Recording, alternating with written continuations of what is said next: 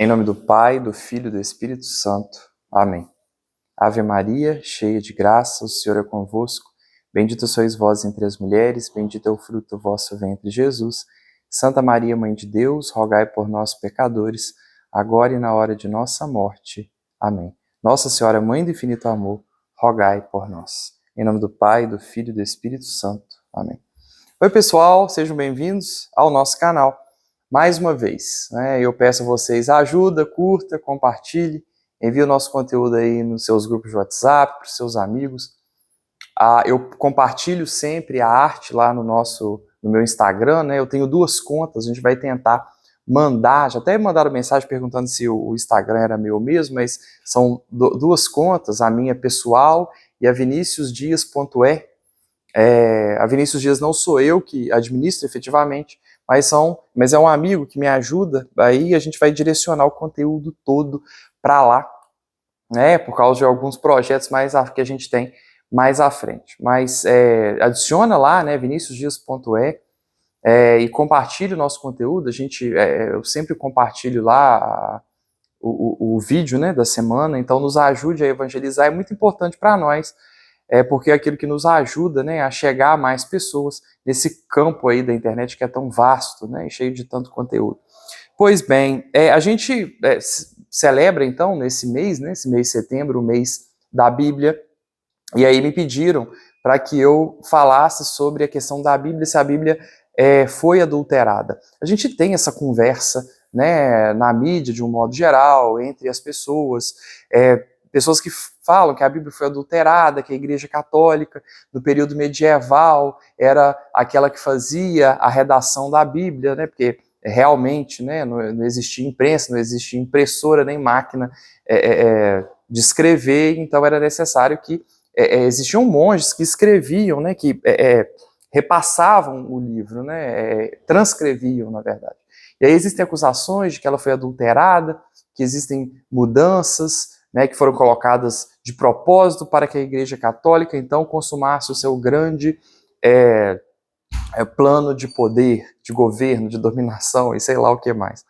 Pois bem, a gente vai entender melhor esse processo, a gente vai começar falando sobre a Bíblia, e aí aos poucos eu vou dando o tom da nossa conversa, do que a gente vai trabalhar. Eu vou disponibilizar aí embaixo uma referência bem importante da própria Igreja, do Vaticano, sobre a questão da Bíblia, em português, tá? E para a gente poder entender, o documento eu vou mastigar aqui o que há de mais importante naquele documento e trago para vocês falando sobre a questão da Bíblia, da sua importância, como ela deve ser vista, interpretada. O documento é complexo, mas ele fica à disposição de vocês aí. Eu tentei trazer aí de uma maneira mais acessível aquilo que é dito ali pela própria Igreja Católica, Apostólica e Romana.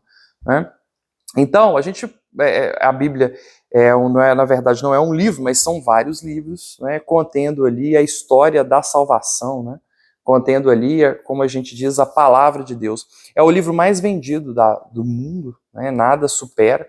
A projeção é em torno aí de 5 bilhões, pelo menos, talvez até mais, provavelmente mais, mas em torno de 5 bilhões de exemplares mundo afora. Então a gente vai entendendo aí ao longo da nossa conversa porque ela é a palavra de Deus, mas nesse documento, tem um trecho que eu fiz questão de ressaltar, que eu abro aspas aqui, que diz o seguinte sobre a Bíblia. A Bíblia não é uma revelação direta de verdades atemporais, mas a atestação escrita de uma série de intervenções pelas quais Deus se revela na história humana. Então a gente não pode entender a Bíblia como um ditado. Se eu for pegar o Alcorão, por exemplo, o Alcorão foi ditado, em tese, o anjo Gabriel teria aparecido a Maomé e teria feito para ele um ditado, e ele escreveu ali aquele ditado. A Bíblia não é dessa maneira.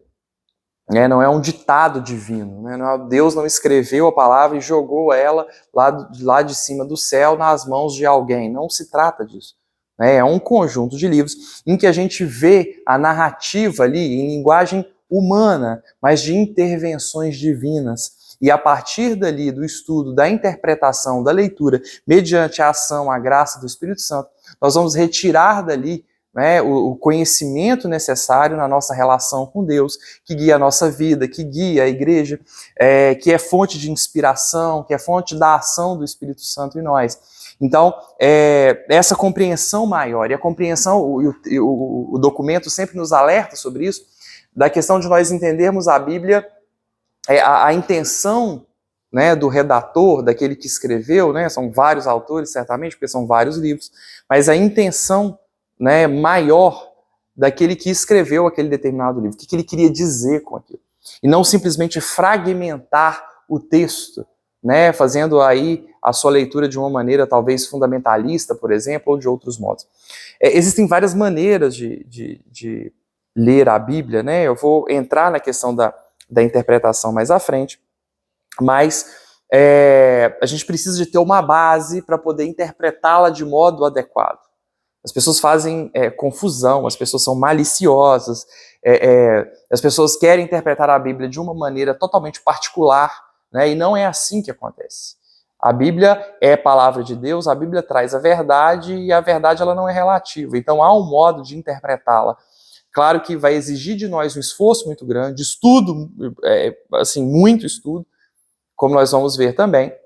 E como a igreja tem estudado, né, há tantos anos, né, desde sempre, né, na sua história, desde que a gente tem, né, a Bíblia, a gente vai falar também desse processo de concepção da Bíblia, né?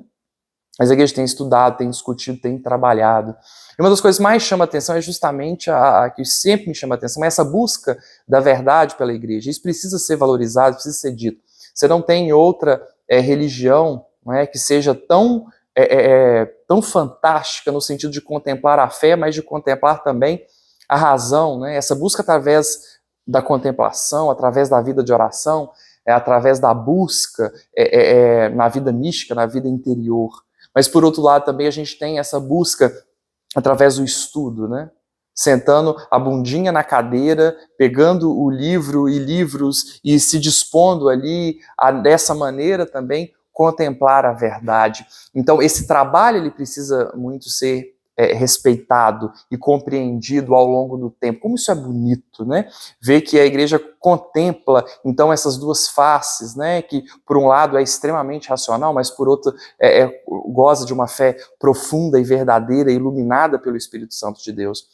As pessoas, às vezes, falam, se referem a mim, né, Vinícius, é interessante como em você tem a questão da fé, mas também tem a questão da razão. Eu falei, não é que eu tô certo, é que quem enxerga fé e razão de modo antagônico, de modo contraditório, como duas coisas que não se misturam, é que está errado. É justamente dessa maneira, e eu quero muito trazer isso aqui. Pois bem, a gente tem a compilação, então, de vários livros. A Bíblia foi escrita, a gente é dividido, então, no Antigo Testamento e no Novo Testamento. O Antigo Testamento, e aí tem a nossa primeira dificuldade aí, né? O Antigo Testamento, ele é escrito em hebraico, né? E por causa da questão do exílio da Babilônia, né? É também escrito, uma parte dele é escrita em aramaico. Então, o Antigo Testamento é hebraico e aramaico. O Novo Testamento foi escrito em grego, né? Todo ele escrito em grego. Então, a gente já tem uma dificuldade aí, a dificuldade da questão da interpretação. Os maiores estudiosos de Bíblia precisam saber necessariamente hebraico, aramaico e grego. Quem conhece, né, mais de um idioma sabe que tradução é uma coisa que não existe. É impossível, não existe tradução. Se você, por exemplo, faz uma experiência de pegar um texto do Machado de Assis para fazer uma tradução, vai perder de uma maneira absurda a riqueza do texto.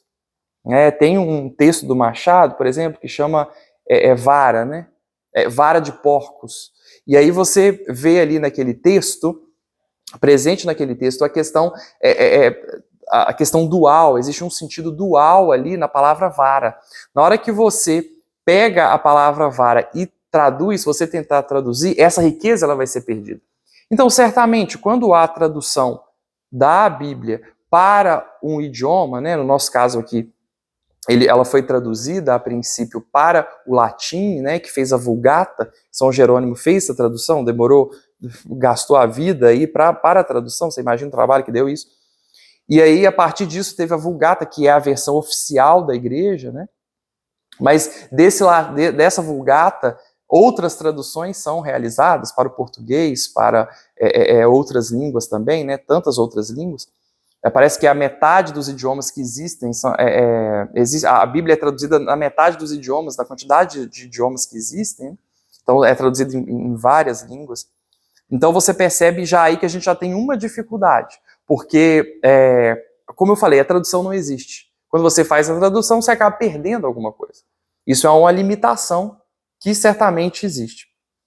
Pois bem, e aí, como eu falei, né, São Jerônimo vai fazer essa tradução, vai fazer a versão oficial da igreja, que é a Vulgata. A gente tem ali na Bíblia, no começo, né, o Pentateuco, aqueles 5 primeiros livros da Bíblia, que é a Torá, né, o livro dos judeus, e a Bíblia vai continuar a partir disso, então.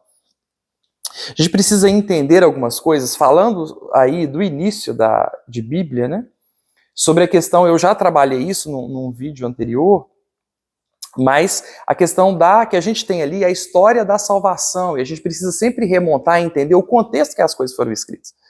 Se você pegar, por exemplo, existem passagens que diz que se a mulher estiver menstruada, ela está impura, ou que fala sobre apedrejamento de mulheres, ou aquilo existe um contexto.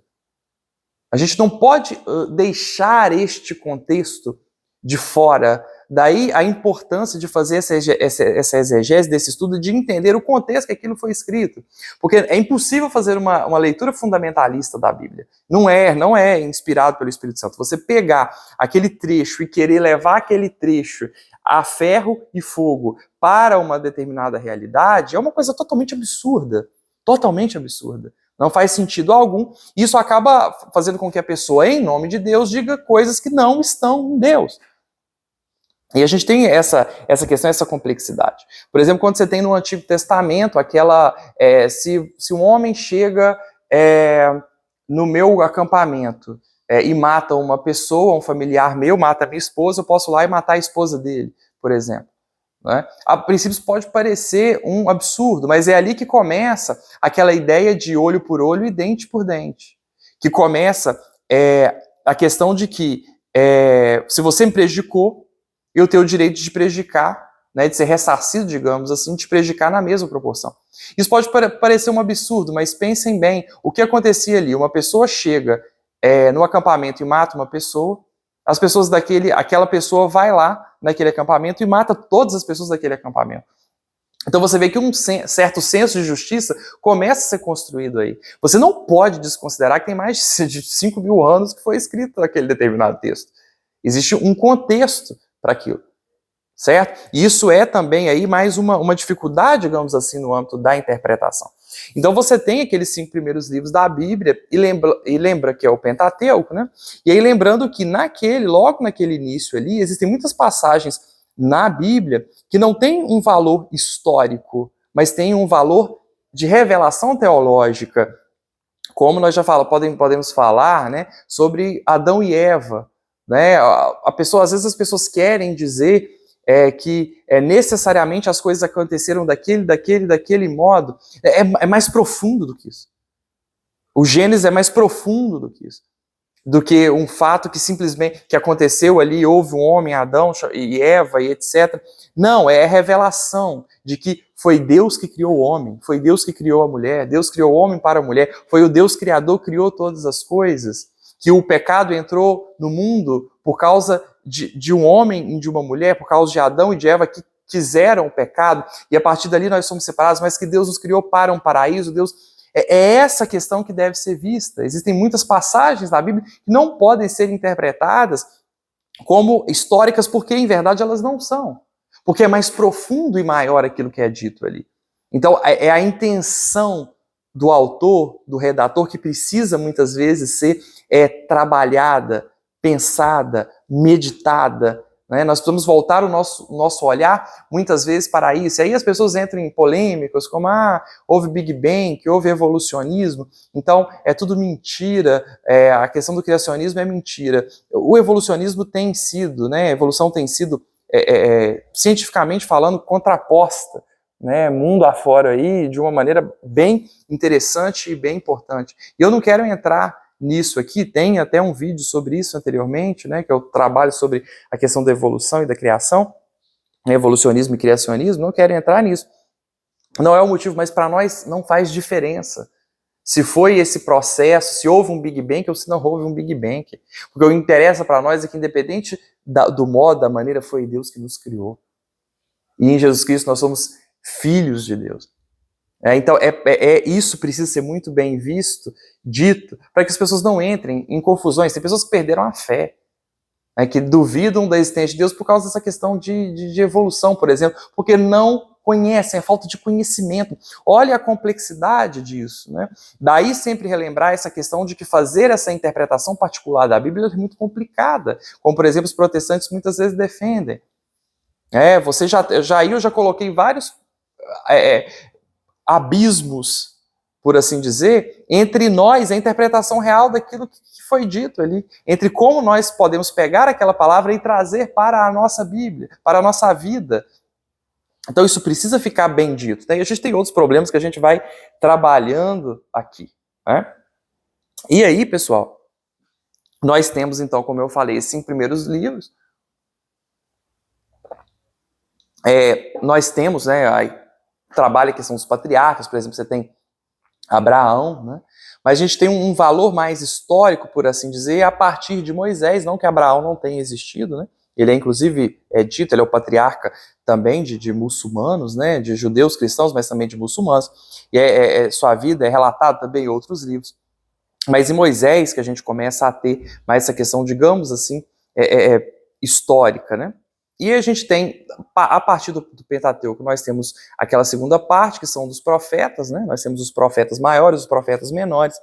Então, e depois a gente tem a terceira parte com os livros de sabedoria, né? São livros com salmos, o Cântico dos Cânticos, enfim, livros, digamos assim, né? Digamos não, livros mais poéticos, com maior teor de sabedoria, de poesia, enfim. Esses profetas, eles são divididos entre os profetas maiores e os profetas menores. E aí a Bíblia vai tratando, então, ao longo de toda a sua... Começa, né, com o Gênesis e terminando, então, no Apocalipse, falando desde a criação até, digamos, né, o fim do mundo. Né? Claro que nós teremos um fim, mas tem toda a questão da interpretação do Apocalipse, que trabalha uma linguagem muito simbólica. Não dá para entrar nisso agora de maneira mais profunda. Então, ele vai trazendo a história da salvação, ali como Deus a princípio escolhe então um povo, Deus cria o homem, escolhe um povo, e vai trabalhando então este povo, mandando profetas, mandando aí o período dos juízes, Deus vai intervindo na história, né? E vai mandando homens e mulheres inspirados por ele. Ele mesmo manda essas pessoas, inspira essas pessoas a darem continuidade a essa obra, a trabalharem o seu povo, para que ali, no seio dos judeus, ele encarnasse o seu Filho, nosso Senhor Jesus Cristo. Então nós entramos a partir disso no Evangelho.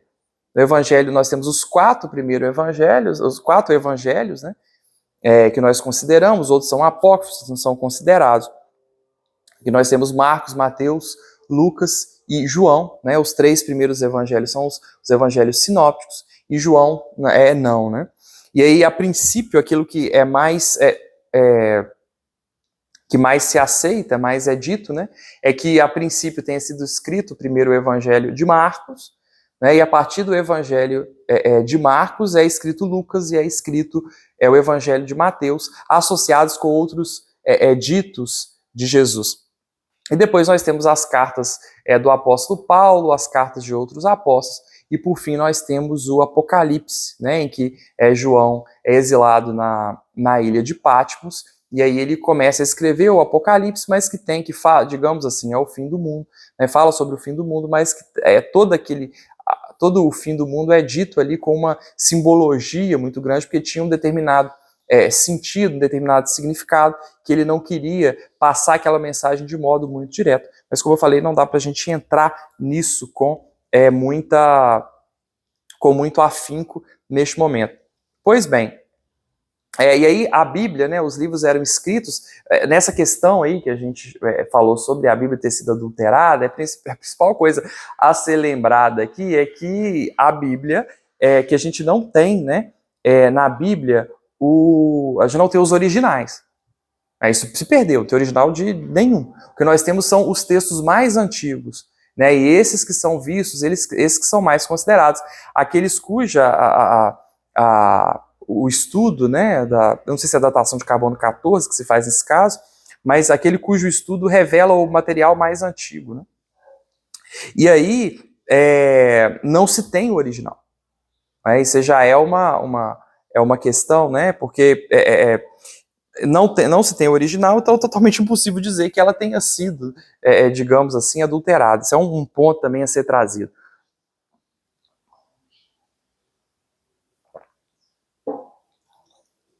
E é interessante que nesse processo de compilação da Bíblia, né, pela igreja, a gente passou aí por 3 concílios, né, o concílio de Roma em 382, Hipona em 393 e o concílio de Cartago em 397, né, em que foi estabelecido então os livros da Bíblia. Você tem mais de um século de briga, de estudo, de debate, né, para saber quais livros efetivamente pertenciam a revelação cristã e quais livros não pertenciam, porque muita coisa era produzida.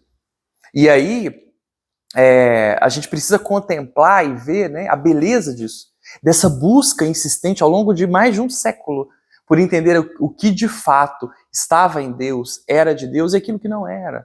Né? A gente precisa levar sempre em consideração, claro, a revelação, na inspiração do Espírito Santo, que através da igreja foi falando, foi mostrando, foi revelando. E aí a Bíblia foi sendo compilada, trabalhada do modo certo, mostrando o que era cristão e o que não era, o que era Bíblia e o que não era Bíblia. Mas por outro lado, o estudo, a busca, a luta, o conhecimento precisam ser também considerados e apreciados como essa nossa busca. Né? Deus não jogou, falou assim, vou escrever, Deus não escreveu o livro e jogou lá de cima e falou, essa é a minha palavra. Não, mas ele foi intervindo na nossa história e foi guiando essa mesma igreja, né, com tanta sabedoria, com tanta oração, mas com tanta luta, com tanto estudo, também chegar a essa verdade, né, a chegar também àquilo que é efetivamente a Bíblia para nós hoje. E os livros eles eram escritos à mão, né, na época, como eu falei, não tinha impressora, e então ele é escrito em papiro. E aí depois começou a se perceber que quando você pegava um papiro e dobrava o papiro, ficava mais fácil de guardar aquele papiro. E aí começaram então a guardar os papéis dobrados neles mesmos, um no outro, e aí colocando um dentro do outro. E é a partir disso que vai nascer o livro. Né? Porque eram papiros a princípio, que eram dobrados nele mesmo, e aí eram colocados um dentro do outro, e aí a gente tem a concepção do livro. Pois bem, e aí a igreja lutou um século para poder entender o que era a Bíblia e o que não era a Bíblia. Né? Com muito estudo, enfim. Né? Isso é uma coisa que merece o nosso respeito, né? Merece a nossa admiração. Né? As pessoas, às vezes, numa fé muito infantil, querem que chegue um iluminado e aí diga o que é, o que não é e vai ditando. Não, na Igreja Católica a gente tem as duas coisas.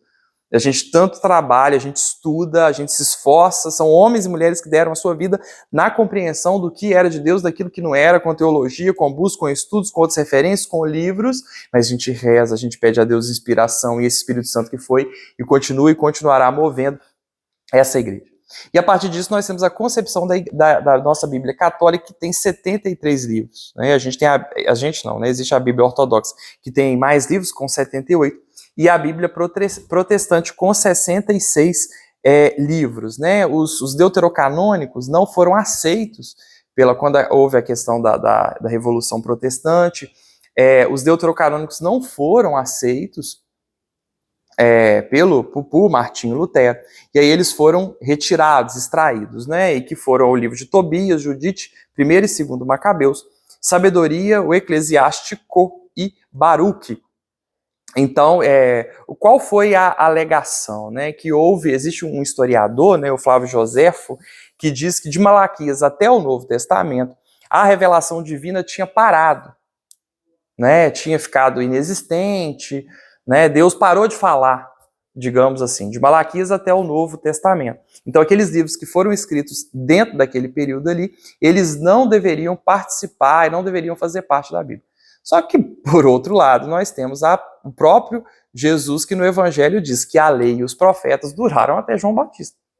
Ou seja, Deus não parou de falar. Não houve período da história que Deus parou de falar. Deus sempre falou. Né? Isso é muito bonito de perceber e entender, até de um modo de interpretação para a nossa vida. Deus sempre fala conosco. Não existe período na sua e nem na minha vida que Deus parou de falar. Deus sempre está buscando manter conosco um diálogo. Sempre. Deus sempre está dizendo, gente. E é por isso que a gente precisa ficar sempre muito atento, né? Porque Deus está constantemente nos mostrando o caminho, nos mostrando a direção. Agora, se a gente não quiser falar com Ele, se a gente não rezar, se a gente não comungar, se a gente não buscar ter essa vida de confissão, de busca pela presença do Senhor, então a gente não vai... Ele vai continuar falando, mas a gente vai continuar não escutando. A gente vai continuar não escutando, né? Então, se Jesus diz que as leis e os profetas duraram até João, então não houve período que Deus deixou de falar. Então esses livros, essa não é a argumentação para dizer que esses livros não fazem parte das Sagradas Escrituras. Né?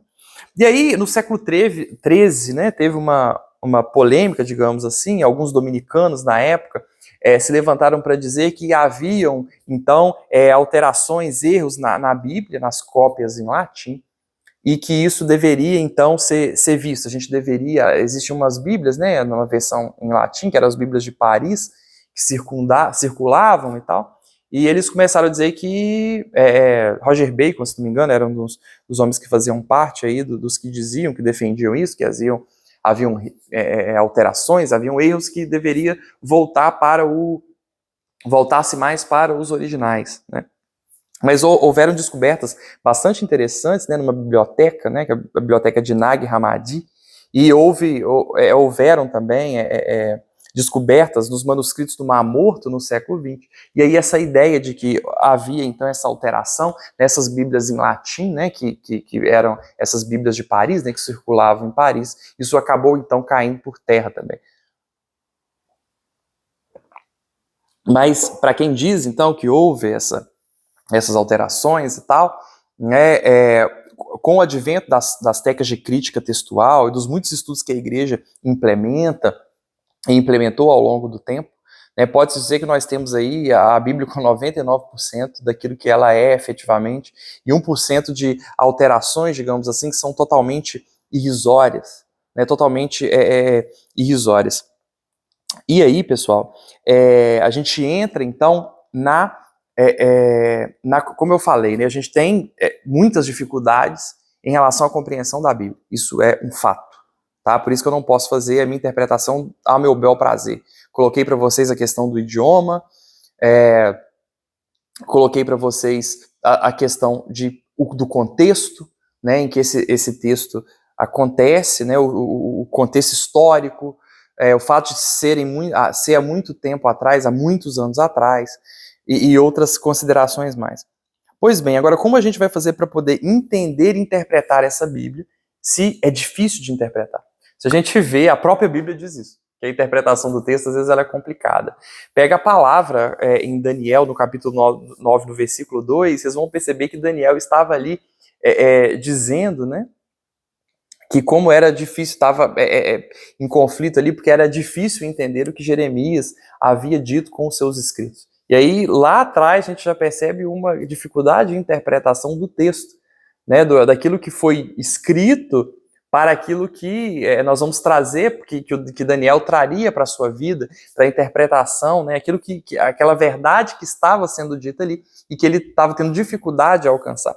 E a gente tem outros episódios também, na 2 Pedro, por exemplo, no capítulo 20, né, você tem nenhuma profecia da Escritura, em que Pedro mesmo diz, né, que nenhuma profecia da Escritura resulta de uma interpretação particular. Então, a Escritura é a verdade. O Evangelho surge como uma boa notícia de um fato histórico da realidade, é o Evangelho. E que deveria ser passado de pessoa a pessoa, uma verdade que deveria ser uma notícia que deveria ser propagada, né? Então, a gente não tem que fazer uma interpretação particular. no documento, traz várias perspectivas de interpretação da Bíblia, por exemplo. Existe gente que faz interpretação feminista da Bíblia. Pegam lá e aí querem valorizar a mulher, por exemplo. Existem pessoas que fazem interpretação fundamentalista, que pegam aquele trecho sem saber o contexto, sem saber como foi dito, e querem interpretar a ferro e fogo aquela determinada passagem. E tantas outras perspectivas de interpretação, mas não se trata disso. Há uma verdade ali. Para nós cristãos isso é fundamental, isso é condição sine qua non, né? Sem a qual não pode ser, uma condição sobre a qual a gente não negocia, a gente não conversa. Há uma verdade, a gente está indo em busca dela. Ainda que demore um século para a gente alcançar, né, a compreensão de uma determinada questão. Veja como, por exemplo, os problemas nas questões filosóficas que o cristianismo traz, porque quando Jesus encarna, né, e aí há ali na escolástica uma tentativa de fazer uma filosofia cristã, né, grandes questões teológicas que foram resolvidas tanto tempo depois.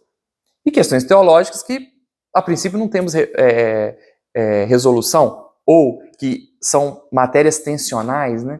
Ou seja, aquela determinada questão, né, como que se dá isso? Dessa maneira ou dessa maneira? E que há um elemento tensional ali, em que ora algo parece ser a verdade, outra hora, outra situação parece ser a verdade. Mas como? A primeira questão é assumir a humildade. Né? Eu não sei a verdade sobre essa determinada questão. Eu não sei, mas Deus sabe. E eu vou atrás dela. Um dia Deus me mostra essa verdade. Existem questões no âmbito intelectual que tenho e que já tive e que eu não entendia. E eu ia a pessoas, eu procurava em livros e eu não chegava a respostas. E aí, às vezes, da maneira mais... houve uma questão que eu tinha, né? Eu falava, gente, eu não consigo entender determinada questão, uma questão de nada, digamos assim, muito importante, mas que se dá no contexto da atualidade, eu não entendi. E aí, conversando com um seminarista, um dia, andando de bicicleta, ele falou, Vinícius, é isso. Eu falei, é isso. Claro que era isso, como eu não via, como eu não entendia, né? Mas eu precisei conviver com essa dúvida. E conviver com essas dúvidas, com esses questionamentos é muito valioso e muito importante. A verdade, a gente precisa ter paciência com ela. Ela se revela na hora dela, quando ela quer. Né? E aí existem questões que, como a gente precisa trabalhar isso? Conviver com a dúvida, com sabedoria. Né? Eu não sei como é. Eu não tenho a resposta. Estou indo atrás dessa resposta. Mas Deus tem a resposta. Eu não sei como que é, mas Deus sabe. Um dia, se for do agrado dele, ele me conta. Se ele não me contar aqui, pois bem, lá no céu eu pergunto para ele. E conviver com essa dúvida, isso é algo fantástico. Saber conviver com essa dúvida. E saber o tempo dessa verdade se revelar a nós. Então, ainda que demore um século, ainda que você morra sem a resposta, mas você vai procurar por ela. E a nossa vida aqui na Terra é justamente sobre isso, sobre nós buscarmos, irmos atrás desta verdade. E a Bíblia é um grande exemplo disso, dessa busca pela verdade, a busca da compreensão por essa verdade. E aí, como eu falei, né, a gente precisa entender o contexto. Texto em que não se pode comer carne de porco, mas a gente come carne de porco. Apedrejar mulheres, mas nós vamos apedrejar as mulheres em adultério. As coisas precisam ser vistas em seu contexto. E é justamente por isso que a igreja busca interpretações, digamos, científicas da palavra. Né? Que não é só científica puramente, mas esses estudos históricos, né, eles são extremamente importantes. São extremamente importantes. Então, a gente tem duas palavras que são importantes da gente dizer aqui, né, que é justamente a exegese e a hermenêutica. A exegese é quando eu faço exegese do texto, eu vejo o texto e o seu contexto. Ou seja, o que está escrito ali, efetivamente, né, e o contexto em que ele foi trazido. E a gente tem a hermenêutica.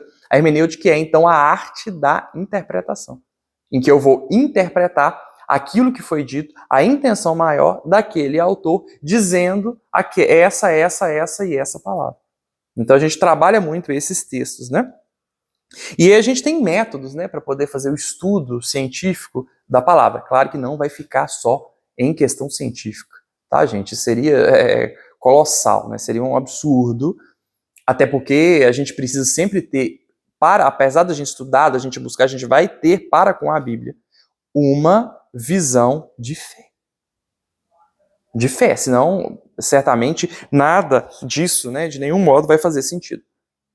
Então, a gente nunca pode perder isso. A gente tem o método histórico crítico, né? Porque a Bíblia é a palavra de Deus, mas é a palavra de Deus em linguagem humana. Então, a gente precisa utilizar esse método, né, de fazer essa compreensão histórica, avaliar, então, o alcance histórico daquela determinada passagem, assim também como o processo de produção daquele texto. Então, o que se faz muitas vezes ali é pegar, então, nesse estudo científico, é pegar aquele texto. Pegar aquele texto e ir fragmentando aquele texto. E aí, nesses estudos, né, uma coisa que se percebe ali é que existiam, você vai pegar às vezes eles pegam um determinado texto da Bíblia, fragmentam aquele estudo e veem o que é divergência, o que faz sentido e aquilo que, às vezes, aqueles pontos que estão divergentes ali, em que um ponto fala uma coisa, outro ponto fala uma coisa, e aquelas duas coisas ditas não se encaixam uma na outra, numa divergência inassociável. E aí muita gente atribui a isso também o fato de que a maléfica, maligna, Igreja Católica, no âmbito da sua maldade, do seu processo de dominação mundial, e pererê, quis ali, mudou o texto. A gente não se trata de nada disso. Na verdade, quando, por exemplo, o Pentateuco vai ser escrito, uma das teorias mais interessantes que se tem é de que justamente mais de uma fonte foi utilizada para a redação daquele determinado livro. Então você tem 2 documentos diferentes, né, que foram utilizados pelo redator como fonte primária para aqueles relatos que estão escritos ali. Ora bolas, você pega a Bíblia, às vezes existem partes que tem uma genealogia inteira. Então aí você pega aquele determinado texto que às vezes foi utilizado com uma referência e outro determinado texto com outra referência. Claro que isso vai dar diferenças de literatura. Claro que muitas vezes isso pode dar diferença aqui e ali de informações. Mas nem por isso foi o mesmo redator que escreveu aquele determinado livro para passar uma mensagem para nós. Uma mensagem da verdade inspirado, então, pela ação do Espírito Santo, a partir daquele fato histórico que é determinado na realidade. Foi Richard Simon, o nome desse autor, né, que viu então essas divergências. Uma outra coisa que você pode considerar, e que as pessoas às vezes se apegam nisso também, é o fato de o Pentateuco, por exemplo, ele é atribuído então a Moisés. Né? A princípio ele é atribuído a Moisés, mas os estudos depois revelaram que provavelmente não foi Moisés que escreveu, pelo menos não escreveu sozinho. Moisés escreve, por exemplo, no fim do Pentateuco, no fim da sua vida, Moisés descreve a própria vida, a própria morte. Né? Isso não tem cabimento, isso também não seria possível. E o mais provável é que tenha sido mais de um autor que a princípio tem escrito, mas nem por isso deixa de ser verdade aquilo que está escrito ali. E aqui, o que foi dito, né, o que se passou no tempo do judeu, né, principalmente no que se relaciona, né, a saída do povo do Egito e o seu retorno, então, para a Terra Prometida. E é fantástico, a gente precisa estudar, entender o contexto, fazer exegese do texto, ver o texto, ver o contexto do texto, fazer análises científicas, né? Inclusive, recentemente, por acaso foi achado no Vaticano um livro, né? Acho que, se não me engano, um dos evangelhos, por acaso, dentro de um dos livros lá, que é antiguíssimo, provavelmente um das cópias mais antigas que se tem, se não me engano, de um dos evangelhos, né? A riqueza absurda do Museu do Vaticano, né? E, assim, por acaso foi encontrado. Né? Então, a gente vai estudar, a gente vai atrás dos mais antigos, a gente vai estudar grego, aqueles que forem estudar as Sagradas Escrituras, vai estudar hebraico, aramaico, o texto e o contexto, mas a gente não pode, e a gente tem toda essa questão racional, científica, e ela é fantástica, mas a gente não vai deixar cair a interpretação da Bíblia num cientificismo tosco.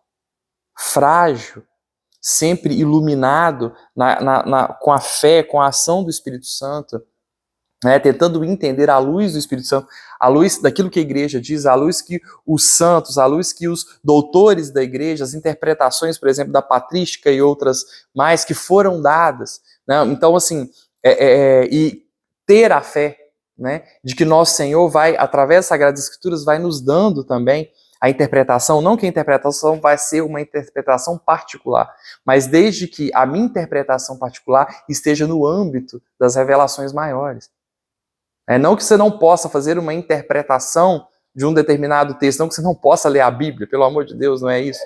Mas aquilo que Deus te revela precisa estar dentro de uma revelação maior. É quando você pega aqueles copinhos de plástico e um entra no outro. Um se encaixa perfeitamente no outro. Então, se eu faço uma leitura e tenho ali uma determinada interpretação para a minha vida das Sagradas Escrituras, eu não posso pegar aquilo e levar para uma dimensão fora daquilo que é a verdade que foi dita ali e que a igreja nos apresenta. Então, a minha revelação pessoal precisa estar dentro de uma revelação maior, que é a verdade. E aí, o que mais, a princípio, que é mais bem aceito é que Moisés pelo menos não tenha escrito sozinho todo o Pentateuco, né? E não caiamos, então, nesse cientificismo tosco, né? E aí, por exemplo, as divergências, aí falando do Evangelho, as divergências que aparentemente possam existir em relação ao Evangelho, a gente precisa certamente considerar que, como eu falei, aquela teoria anterior de que a princípio foi escrito o Evangelho de Marcos, depois escrito Lucas e Mateus, e que foi mais de uma fonte para escrever, que foi Lucas e Mateus se basearam então em Marcos, mais alguns ditos de Jesus, alguma outra referência. Então, se eu uso mais de uma referência, eu terei diferenças de literatura, eu terei algumas divergências uma por outra, mas nem por isso vai atrapalhar a verdade que foi ali dita, aquilo que foi ali mostrado, que foi mostrado por Deus através daqueles escritos, E fragmentando, então, a Bíblia, a gente tem que tomar muito cuidado, porque a gente precisa sempre ter em mente aquilo que o redator, aquilo que o autor, a mensagem que ele quis passar, inspirado pelo Espírito Santo de Deus. Então, não pegar o texto isoladamente e tentar olhar para aquele texto de modo isolado ou para fragmentos isoladamente daquele texto, mas entender toda a mensagem que foi passada, toda a mensagem que foi dita ali, pelo autor. E aí, e nesse âmbito desse estudo também, análises grandiosas são realizadas, pormenorizadas, análise de morfologia, análise de sintaxe, análise de estilo, tudo isso é observado. E como eu falei, essas divergências que aparentemente aparecem nem de longe, elas querem dizer que a Bíblia tenha sido adulterada, mas foram fontes diferentes que foram utilizadas. E uma coisa interessante a se dizer aqui, uma divergência aparente que já caiu por terra também, que a gente precisa considerar, é o quê? Você tinha o escrito, E o escrito, então, ele ia para uma determinada região, e lá existiam monges, por exemplo, existiam os monges bizantinos, Inclusive eram monges bastante escrupulosos, bastante ortodoxos, e cuidavam de escrever muito corretamente aquilo que estava escrito. Fazer aquela transcrição de maneira o mais perfeita possível. E outros grupos também. E aí você tem, por exemplo, a versão em Roma, E aí você percebe que existiam alguns erros, e alguns erros ali até mesmo de gramática, de escrita. Uma pessoa, quando ela vai escrever, ela acaba escrevendo errado. Isso é perfeitamente natural. Se você pegar qualquer tese de mestrado, ou uma dissertação uma tese de doutorado, ou uma dissertação de mestrado, você vai ver o quanto de coisa errada que existe ali. Por mais que muitas pessoas tenham revisto. Gente, isso é realidade. Não tem como fugir disso. Eu estava revendo a minha tese de doutorado esses dias, eu falei, meu Deus do céu, eu li o texto diversas vezes, os colegas pesquisadores também, as minhas orientadoras também, tanta gente revisou, a banca vai revisar tudo aquilo, e vai passar coisa errada. Isso é perfeitamente natural. Perfeitamente natural que um erro ou outro vai ter. Ainda que hoje nós tenhamos computadores, ainda que muitas pessoas façam revisão. E aí, o que acontecia aí, né? Aí, por exemplo, existia a versão ali em Roma, né? Quando eu digo versão, não quer dizer que é diferente, mas que existe algumas diferenças. E aí, estudando os vários documentos antigos que passavam em Roma na época, percebia-se que existiam algumas diferenças, alguns erros, mas que, curiosamente, os erros que existiam ali, erros de escrita mesmo, né, diferença com pouca coisa, aquilo significava absolutamente nada, e que aqueles erros que existiam ali eram os mesmos erros. Ou seja, aquele documento ia para uma determinada região, algum monge, né, ao passar a escrever a escritura ali, o que ele fazia? Ele acabava errando na escrita. E aí, da partir daquele escrito errado, outro escrito era também escrito errado. E aí percebeu-se que, pegando todos aqueles ali ao entorno, o que acontecia? Eram os mesmos erros. Não era um erro proposital, era um erro de escrita, perfeitamente natural. E depois, a igreja, na Idade Média, vê aí algumas alterações e faz sim algumas mudanças, mas mudanças o quê? Mudanças de ortografia, mudanças de coisa do textual mesmo, mas não esse grande plano que foi de fazer uma transformação, de dominação do mundo e etc. Então, assim, claro, né, fazendo essas mudanças, mas sempre vendo o texto original, o texto mais antigo, que é aquilo com a qual a gente conta, aquilo que a gente tem para poder entender o texto, para poder entender o que de fato se passava ali. Então percebam, né, como foi esse processo que é divino, mas que é também humano, que é palavra de Deus, mas que um monge, sim, ao passar um texto, vai colocar um erro de português não, né, desculpe, mas um erro de escrita, e que porventura depois foi transformado, foi corrigido, né, observando sempre, sempre e sempre os manuscritos mais antigos que nós temos. Então, por que essa gente louca, né, certamente mal intencionada, para dizer que a Bíblia tenha sido adulterada? Quando, na verdade, a gente tem essas várias questões, a utilização de mais de uma fonte, erros pontuais que existiam, que não eram erros intencionais, né, mas erros de escrita mesmo, e que acontece até hoje. Né, se você for escrever um artigo, se você for fazer qualquer coisa, você pode ter certeza que vai ter alguma coisa errada, que esses errinhos acabam acontecendo, mas que a igreja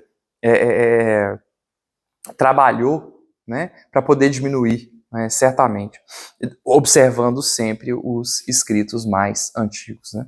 E aí pode-se dizer que em relação aos antigos, nós temos hoje, né, uma Bíblia, aí 99% daquilo que ela é efetivamente, e 1% de alterações, que são alterações de textuais, enfim, coisas que não são importantes e que não furam a teologia, não furam a revelação de Deus a cada um de nós. Então, a gente vai caminhando para o final, pessoal, mas essa interpretação, e aí na questão da chave interpretativa da Bíblia, não dá para se fazer interpretação da Bíblia particular, como a gente já viu. Não dá para fazer interpretação da Bíblia ao meu bel prazer, daquilo que eu quero. Tem gente que maliciosamente usa isso. Né? Tem gente que fala, por exemplo, existe um trecho da Bíblia que, por exemplo, fala que Jonatas se afeiçoou a Davi. Tem gente que pega esse trecho maliciosamente, fala que Jonatas e Davi tinham um caso. Né? Não deem ouvidos para esse tipo de coisa. Né? Não deem ouvidos para as pessoas que maliciosamente querem transformar aquilo que é revelação de Deus a cada um de nós. Pessoas que querem fazer revelações particulares, fundamentalistas, feministas e tantas outras interpretações aleatórias. Mas nós acreditamos na existência da verdade. Existe uma verdade. E o que é a verdade? É quando a minha inteligência é capaz de captar o ser. Isso é a verdade. E como é bom fazer essa experiência da verdade. E a Bíblia, que é palavra de Deus, sim, ela é capaz de nos dar essa graça.